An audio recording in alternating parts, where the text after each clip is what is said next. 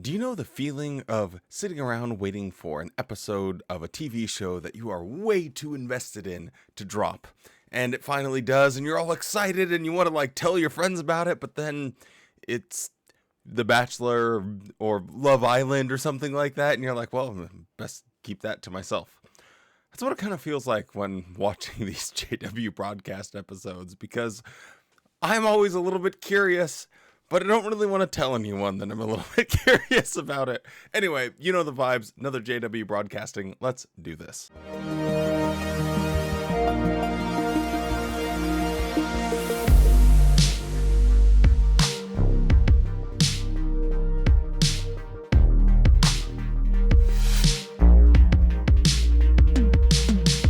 Hello and welcome back to the JW Thoughts channel. My name is Wally, and today we are looking at the May JW Broadcasting episode. We won't take too long of an intro, but please drop a like on the video, subscribe to the channel. Helps the channel keep alive here on YouTube, and I very much appreciate it. What do you see when you look at this picture? Do you see yourself in it? Help! Help! Somebody help me, please! This picture helps us to visualize the beautiful description of Jehovah. Oh, God! Burn! Oh. Is it hard for you to see yourself as a lamb nestled in the bosom of our shepherd Jehovah? And the answer is yes, yes, yes, yes, and never.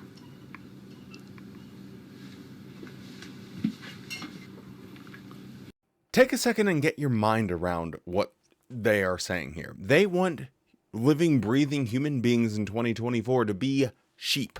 They want them to be led along by a shepherd. Now, why sheep? Well, sheep for thousands of years have been domesticated by humans to give meat and wool. And they are notoriously not too combative. They want human beings to just go along, to be these dumb little drones that they can lead in whatever direction that they want and use for whatever purpose that they want. And they are telling it to people's faces. They are telling people, you should be like a sheep. And people are like, yeah, I really need to think and be like a sheep and just wait for good direction coming from the elders, and that the direction the elders get is coming from the governing body. It's crazy that people just sit there. But hey, as someone that sat there and was like, man, I really need to be more sheep-like at one point in my life, I get it and I understand it, but it is a deplorable life that I would wish upon no one. Jehovah also leads us by means of under-shepherds, the elders, who tenderly care for us spiritually, emotionally, and physically, so that we will lack nothing. What do you need to do? If you're going through a valley of deep shadow, search our many publications for specific Bible principles and helpful advice that can shed light on your present circumstances and provide practical ways to overcome difficulties or give you the patience to endure. Many find encouragement and comfort watching JW broadcasting. In fact, one sister said, Ain't nobody got time for that! So after Watchtower gets done making you want to and feel like a sheep, just a follower of the fine shepherd God himself, then they tell you how he will actually provide for you. And he will do it by the under shepherds, the elders. He'll do it by JW broadcasting. All of these things are functionally useless to people going through real world problems. I cut out a bit of this here, but he brings up financial difficulties, health problems, whatever the situation someone might find themselves in. That is their solution. And I just wonder, how is this going to be comforting? Think about the relationship between an elder of the congregation and an ordinary Jehovah's Witness. If you don't know, if you've never been a Jehovah's Witness, an elder isn't necessarily looked at as someone that provides this love and comfort in times of distress. they're looked at as policemen. Full stop, they are. Even when someone goes from being a normal witness to being elevated to the position of an elder, people will make jokes like, oh, well, I guess I'll have to stop making jokes around you. Oh, I guess I'll stop, can't have fun with you anymore. Oh, I can't even invite you to parties anymore. Oh, I guess we can't go and, have a couple beers together and play ping pong because you're an elder now. They are looked at as policemen. So instead of being like these fine shepherds, people view them as these like company men of like something you are kind of nervous and scared of. If an elder or a couple elders says, hey, we would like to talk to you, every Jehovah's Witness that is watching this broadcast, their hearts would sink. And they could have done nothing wrong. If you are a Jehovah's Witness and a couple elders walk up to you and like, hey, could we talk to you real quick? You'll be like, oh God, oh no. Oh, your life will be in shambles. You'll be so nervous. And elders know that they have this power and this influence over people. So the idea that they want people to be sheep-like and they want them to just follow the fine shepherd, God Jesus. But then when they give the solution, oh, well, how will the fine shepherd God provide help to you? He'll do so by this thing that kind of terrifies you, that makes you uncomfortable, that makes you not want to have fun. It is such a bizarre way of putting everything, but I mean, it wouldn't be a JW broadcasting otherwise. The second way, our shepherd protects us. Let's read the second half of verse 4. Your rod and your staff reassure me.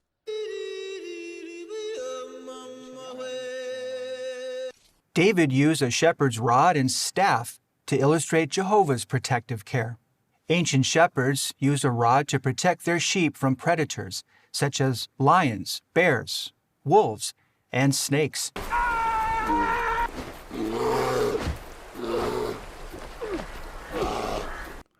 Well, don't you feel comforted? Hey, if the lions and the tigers and the bears of this world come to attack you, God is on your side. He is as powerful as a guy with a stick to ward them off. Don't you feel comforted now? Elders, you are entrusted with a privileged but a heavy responsibility to protect Jehovah's precious sheep, whom He's placed under your care.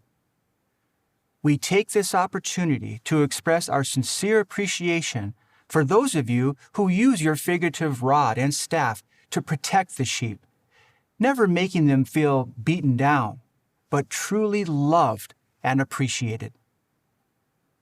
How does Jehovah protect us? He protects us as a group or flock. Satan will never succeed in wiping Jehovah's sheep from the earth. Jehovah also protects each sheep individually. I never understand when Watchtower even tries to go near this, where they say that Jehovah will protect people individually. Imagine a scenario where someone is hired to protect a group of people, and let's just say the group is 10 people, and 2 of them end up dying. And they go to court and everything. Oh man, well, this person was hired to protect us and they didn't protect us.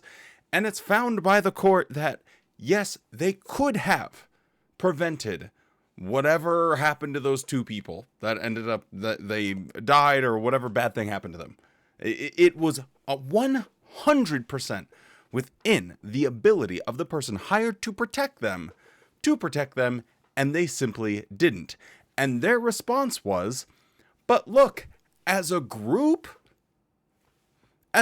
they were protected. I mean, 8 out of 10, that ain't bad, is it?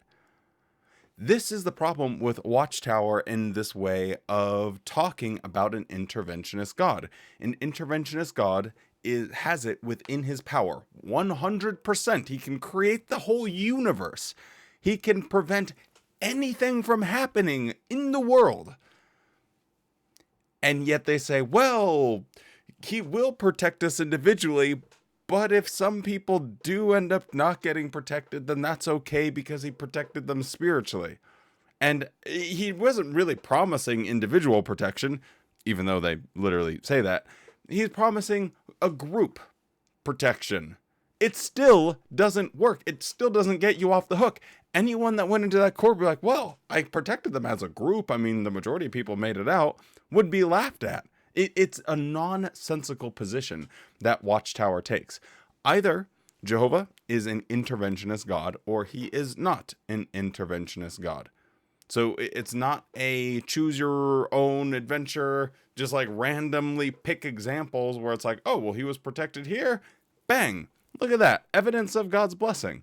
And then someone wasn't protected, and it's like, well, we still have the group protection, so boom, evidence of God's blessing. It is a nonsensical position that they take, and it always irritates me whenever I hear it.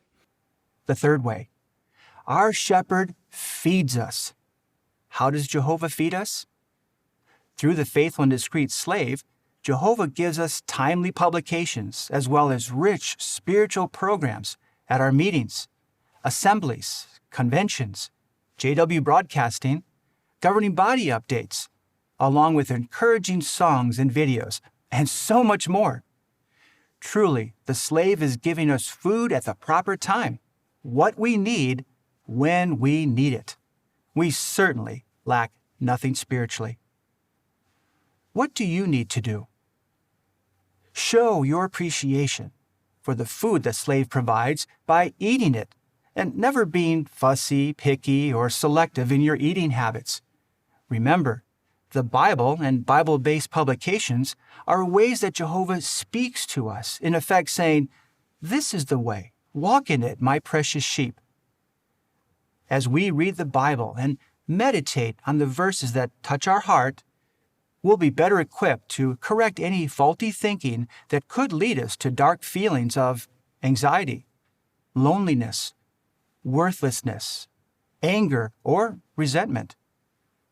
Like David, be determined to dwell in the house of Jehovah for all your days. Continue attending our upbuilding meetings, assemblies, and conventions, where we receive spiritual nourishment and protection. Let us take a moment to really appreciate the governing body and their hubris. When they speak of, and sorry, I know this was a long clip where he just lists things over and over again, and it probably was really annoying. But hey, if you managed to make it past that, then congratulations. Also, I'm wearing a different shirt because I'm filming this about a month later. Anyway, long story. But let's take a moment to think about this. They have positioned themselves, God, Jehovah, and the governing body. Gone are the days of no one comes to the Father unless through me. It's just, how does our shepherd feed us? Bang, through the governing body. I don't know if I've ever heard them say that before, but I can't quite recall if they've ever completely circumnavigated Jesus altogether. So that was a bit interesting. But then when he lists all of the other things, it's only the things that the governing body tells you to do, or the pet projects of the governing body. It's all about them. And if you want to know a really fun experiment, if you ever talk to a Jehovah's Witness and they're talking about some of their beliefs and things, you'll notice they always say we teach this, and we believe this, and we believe this. Just ask them, well, what do you believe? And they're like, well, I just told you. I'm like, well, no, you continue to just say we. Does everyone that's a Jehovah's Witness believe exactly the same? And they will absolutely just poop their pants immediately. It's like the infamous brown note that just, you hit that note and just everyone poops themselves. They don't know, they can't process that information. They never thought about it in such a way. Just so everyone that's a Jehovah's Witness believes the exact same. Now, the most common response that I've gotten to this is no. I'm like, oh, okay, cool. So you guys can read the Bible and interpret scripture? Again, their little neurons just go to firing, but it is a really fascinating experiment. So if you're ever talking to a Jehovah's Witness, just try it out and watch how they react, because they have never thought about that they are in a pyramid scheme. The governing body is at the top, and then information just trickles down, and they must accept it at all cost. And not only that, but then they tell you, not only must you accept this or we're going to kick you out, you also have to be happy about it. Put a smile on your face, okay? We want to see you happy. You know how you can really benefit from this? By showing more appreciation for it. So if you're not happy, if you're going through a hard time, whatever is wrong in your life, just be happy that the governing body is there to make the JW broadcasting and do nothing for you in a practical way. Brother Loesch, a member of the governing body since 1994, recently explained what this inspiring painting has meant to him throughout the decades. Enjoy the following video segment. This painting in the governing body conference room shows a shepherd and his sheep, and the shepherd is caring for the sheep, and they feel obviously comfortable and protected. At the governing body meeting, we sometimes look at the picture and we try to apply what is implied in the painting to our work with the congregations and the worldwide flock. Thank you, Brother Loesch, for sharing those encouraging comments with us. How reassuring it is to know that our loving shepherds on the governing body take their responsibility to lead, protect, and feed you, me, and all of Jehovah's precious sheep very seriously. Diabolical, the most dangerous, a beast slayer, a conqueror's conqueror, the goat of all goats, so that they say at the end of the match, the ultimate needle mover. May we all continue to humbly and obediently follow their lead. I don't know what's gotten into old Ronald here, but holy cow, he is glazing so hard. So if this whole thing hasn't been insulting enough to ordinary Jehovah's Witnesses, hey, let's have a quick little video segment with Garrett Loesch, who's sitting in his Bethel office with his fancy painting, which he looks up longingly and thinks to himself, man, I am such a great human being taking care of these poor defenseless sheep. No wonder God chose me to keep these little turds safe. It's absolutely revolting, the egos that these guys have. Though I walk in the valley of deep shadow, I fear no harm, for you are with me.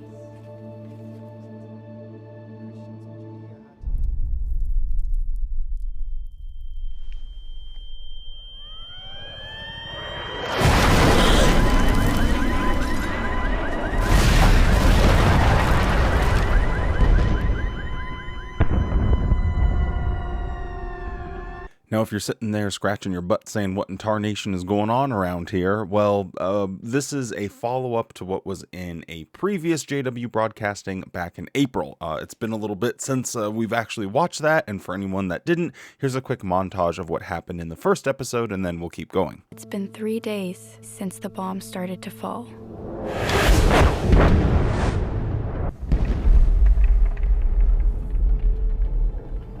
I know you're worried about our brothers and sisters. Do you remember the day's text? No weapon formed against you will have any success.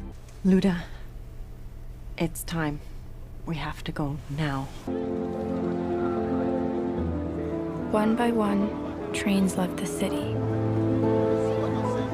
There were so many people, so much fear.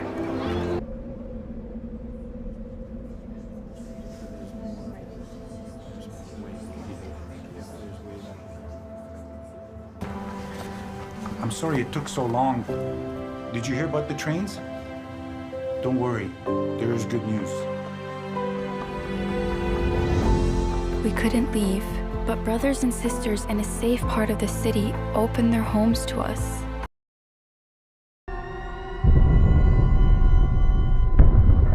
Those words felt new when the fighting started again.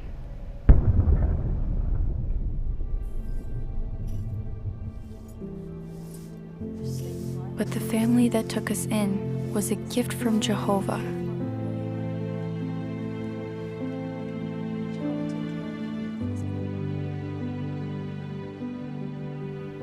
While we waited for the trains to start running again, we tried our best to help others.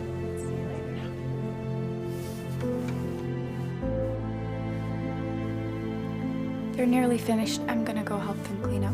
Okay.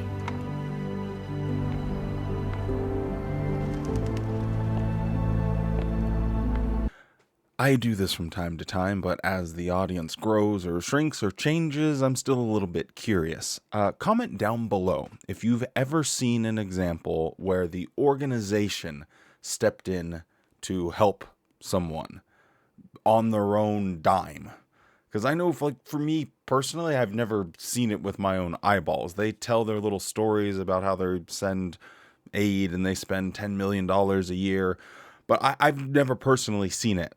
The best example I can think of is in America during Hurricane Katrina, and my brother went down to New Orleans to do relief work, and he had to pay for everything, or the family had to pay for everything while he was down there. So even their volunteer workers that go down to help people do this construction or rebuilding people's homes are having to buy their own plane tickets.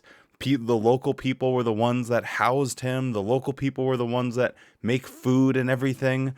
So I'm just curious. Comment down below if you've ever personally seen the organization itself, Watchtower, do something, not individuals. And this is a perfect example of what I'm talking about. They say, oh, it's such a blessing from Jehovah that these people took us in. Well, that's just called your community. That's just called people taking care of each other. And this happens across all church groups. It's a real brain blaster, but a lot of different churches all around the planet do this and more for people. So it's nothing surprising. And yet the people can't really take any credit for it because, oh, all praise be to the Heavenly Father. Yeah, anyway. So comment down below. Let me know if you personally, or let me know a story where if you have seen anything personal. I'm just curious. Luda. Yakiv. I know her from school. This is my brother Pablo. He protects this whole area. I'm surprised you're still here.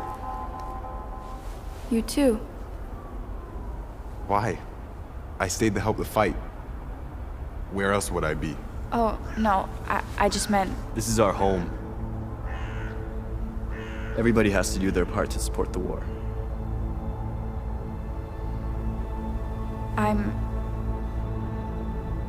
You're what?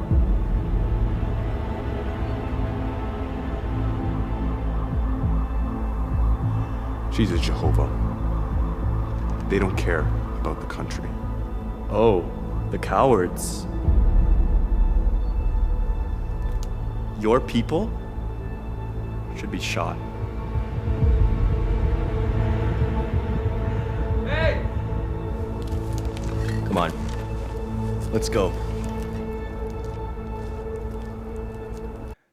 Now, I might just be a small-brained little knuckle-dragger here, but you have this obvious piece about showing worldly people or the military, you know, oh, all of you guys should be shot. This is ridiculous. Oh, worldly people, they're aggressive, they hate Jehovah's Witnesses, trying to show the persecution. But in the last video, didn't they show soldiers and whatever worldly people that were running the train stations helping people out of the country? Is this some sort of continuity error? So in one hand, you have soldiers organizing things, keeping things peaceful, providing some type of shelter when they went to the train station. No doubt they got some food and water. Okay, so we were not going to show that, but there definitely was soldiers there at the very least. So now it just seems weird. And of course, I understand there's going to be different levels. You know, there's going to be the radicals. We need to protect the country and blah, blah, blah. And then there's going to be more moderate people. So obviously I understand that difference, but it's a bit of a odd sort of thing to portray in my personal opinion. But again, maybe I just went tuk-tuk mode and I didn't put two and two together. Maybe there's something glaringly obvious that I missed. I just froze. Fear is natural. We all get afraid. But let's look at what Jesus told us. However, When they hand you over, do not become anxious about how or what you are to speak. For what you are to speak will be given you in that hour. So let's talk about what you can say, because when you have Jehovah's thoughts in here, he will always give you the words when you need them.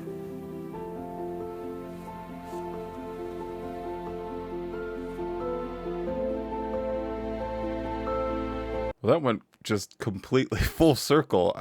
Watchtower writers are absolutely hysterical. Man, I didn't know what to say. It's okay.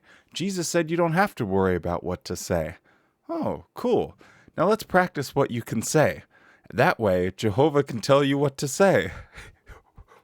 What? How did that just go full circle there? That was wild. So you mean to say they've taken what we thought we think and make us think we thought our thoughts we've been thinking our thoughts we think we thought? I think? Okay. Today is the day we'll try to leave. We have brothers and sisters waiting for us. After all these weeks, it may finally happen. Have your tickets and ID ready.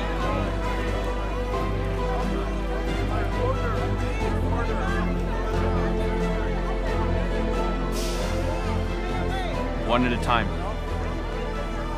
Go ahead, I'm right behind you. Leaving the country? Yes.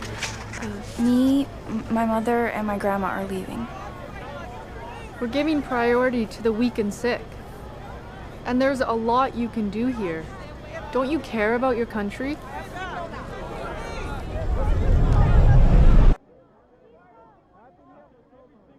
Say your prayers to Jesus over.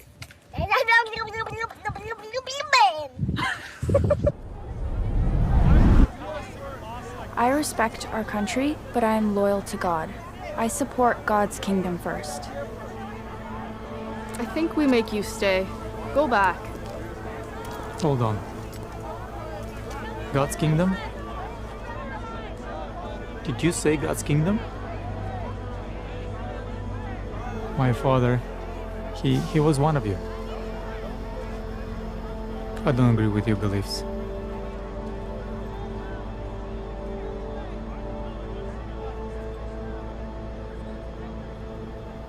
But I know you're good people.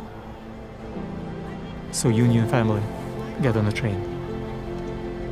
I would hazard a guess that if I tried my hardest, I could not find 1,000 people on planet Earth that would say this.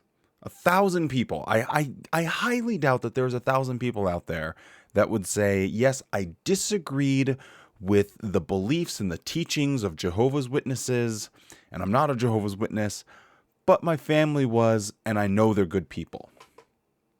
Find me 1,000 people on planet Earth. What are the odds that she runs into them? Well, I can actually work this out. What is there? 8.1 billion people on the planet. So I'll make it easier for myself. Let's just say 10,000. I'll be extra generous. That would be a one. You'd have a 0.000125 chance of this happening, like of finding someone that would say this. If there were 10,000 people on planet Earth, which I don't think there is, so you just add another zero then. So it'd be 0.000125 chance of this happening. We are talking the odds of winning the lottery, save for that he's a soldier at this time. Like, this is the craziest concoction that they've come up with. Like, talk about astronomical odds. And they're just like, hey, you know, this is how God's going to provide for you. This will never. So you're telling me there's a chance? Yeah! Do not become anxious, for what you are to speak will be given you. I didn't know how Jehovah would do it, but I put my trust in him, and he showed me that I have nothing to fear. But at the end of the day, wasn't it Satan's system that got you out of that explosionville? Wasn't it a worldly person, someone that rejected the faith altogether, an apostate, if you will? So apparently it's okay to be helped if you're in a pinch by an apostate.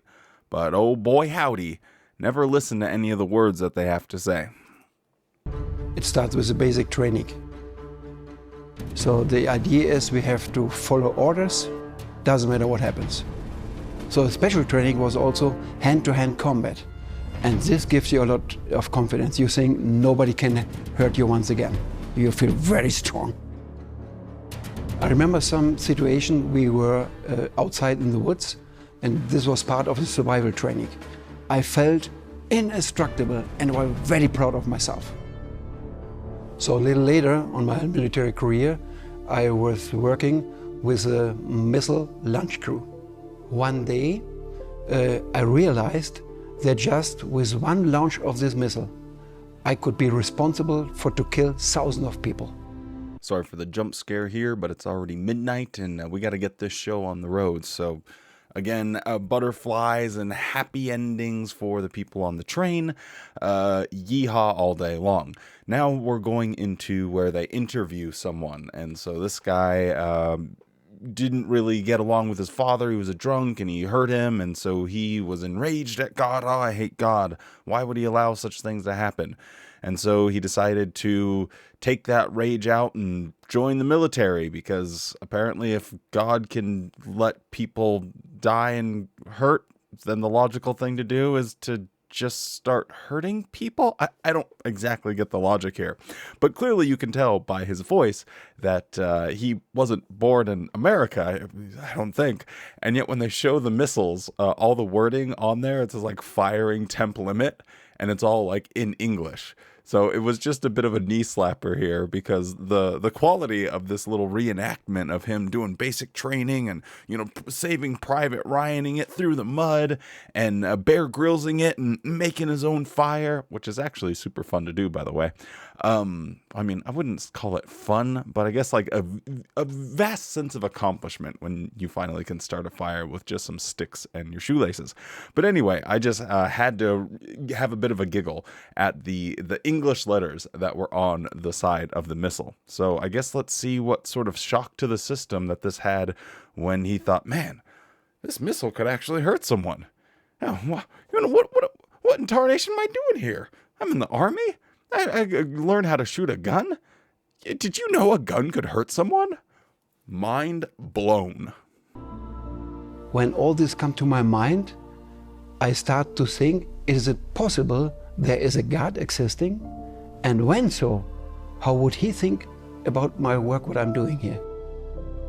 There was in my family my aunt, and once she told me, Dieter, if someday you will like to know something more about God, about the Bible, you have to contact Jehovah's Witnesses. They know exactly what is the prophecy from the Bible, and this can give you hope.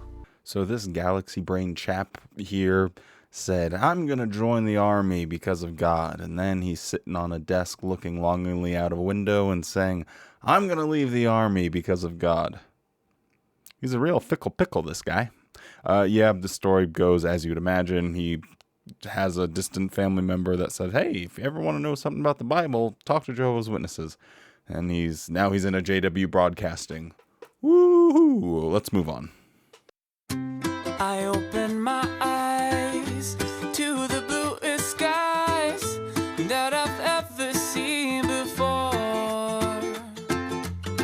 Well, not only was Jason Mraz a finalist on Dancing with the Stars, but apparently he's also become affiliated with the Jehovah's Witnesses. So, yeehaw, let's see what this month's music video has to offer. There's nothing to fear, and everyone is here. Come on now, let's go explore.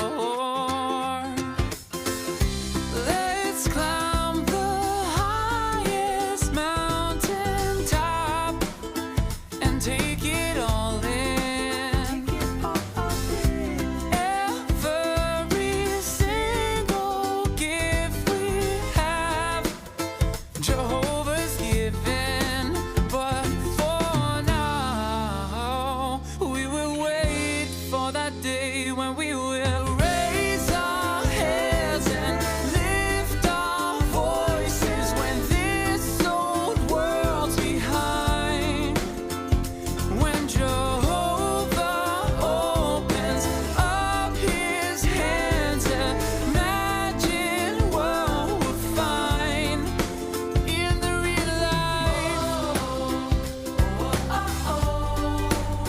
this is one of the biggest problems that I have with Jehovah's Witnesses, is that they're always waiting for this quote-unquote real life. But they've just been sold this fake erection potion, this snake oil. They've been sold beachfront property in Antarctica. And the people that they sell it to are often people that are struggling, that are hurt, or in this particular case, someone that is going through chemo, that has cancer. And they are at their most vulnerable, looking for anything, for hope. And that is when you're most likely to be preyed upon by someone that's trying to sell one of these scams, one of these cons. And so it really sickens me to see that they just continue to do this. And not that they just do it and are like, oh man, well, we really shouldn't tell people, but that's kind of how we lure people here. But they do it right out in the open, and they're proud of themselves for it. It's really despicable.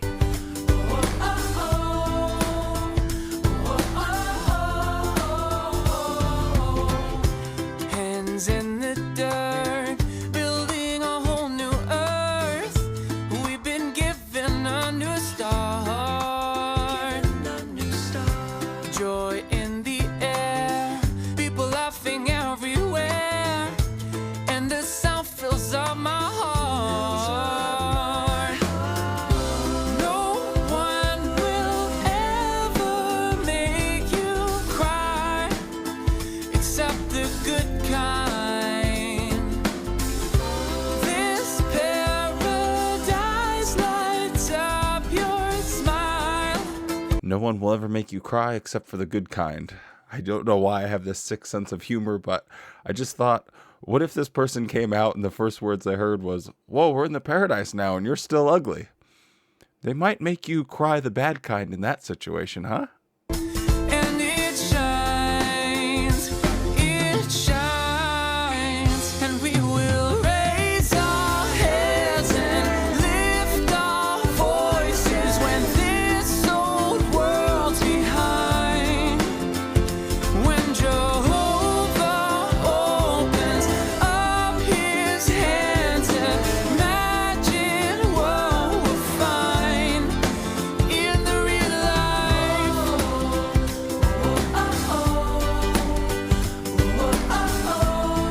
What is with Watchtower's obsession with studying with someone that has highlights in their hair that aren't, a natural color? What if someone has dark hair and they put blonde highlights in it? Is that not allowed either? It doesn't just make any sense. What's the difference between it being blue or green or purple? It's just a color. It's not that big of a deal. Well, as you probably know, it was just a bunch more of the same, so we're not going to waste any more of our time. We've made it through another JW Broadcasting episode, so thank you so much for sticking around. Hey, I'm working on this one pretty late. I'm doing the best I can to keep up. Anyway, stay safe, be kind. Wait, no, I said that because you should subscribe if you're still here, and drop a like on the video, or better yet, you know what? Why don't you become a channel member, and then you can get the bi-monthly, or is it bi-weekly? Oh man, I just had this conversation with someone, and now I can't remember which it is. Anyway, every other week I'm doing a podcast just talking about some stuff that affects Jehovah's Witnesses and people that have gone through a high religious group. So I think it's only like $3 a month. So anyway, do that because I work pretty hard on this. Anyway, stay safe, be kind, and show yourself the same kindness that you show to others. And have a good-ass morning because it's past midnight, and I'll probably not go to sleep till like 3. Anyway, you get the joke didn't land. I'm tired. Give me a break. Okay, bye.